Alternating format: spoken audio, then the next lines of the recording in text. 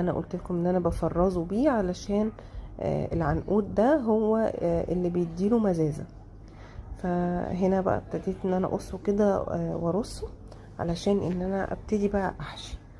قطعته كده الكمية كلها زي ما انتم شايفين على قد ما انا هعمل. هنا بقى ابتديت ان انا اعمل الخلطة بتاعتي. انا في العادي بدي الخلطة كده تقلبتين على النار، بس هنا انا ما كنتش فاضية صراحة، كنت مستعجلة. فصلصت بس سبكت يعني الطماطم.